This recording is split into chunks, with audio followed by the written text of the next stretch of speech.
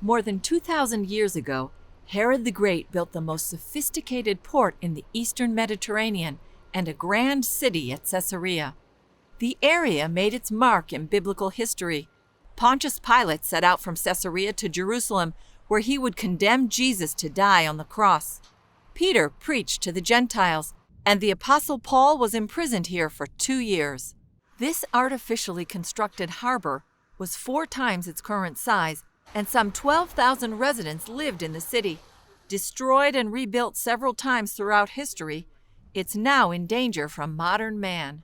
It can be 1 year, 5 years, or 10 years, but for sure they will not stay for a long time. Expert Zev Margalit says the nearby power plant is to blame. It prevents Nile River sand from reaching the port.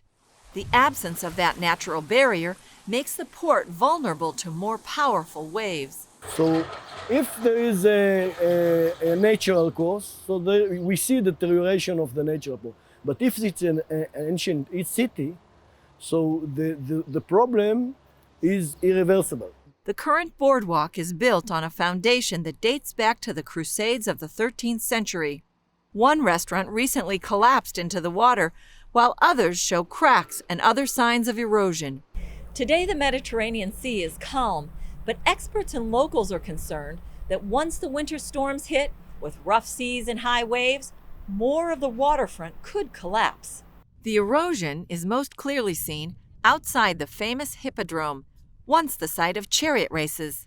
Where once was a sandy walkway, waves now lap against its foundations.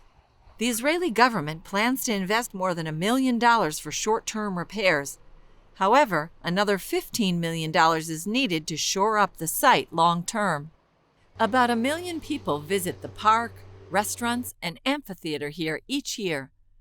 Director of the National Park of Caesarea, Shmaya Ben David, said despite the concern over the erosion, the park is still safe for visitors. We're just making sure that Caesarea is going to be here, not for us, but for the next generation also. Julie Stahl, CBN News, Caesarea.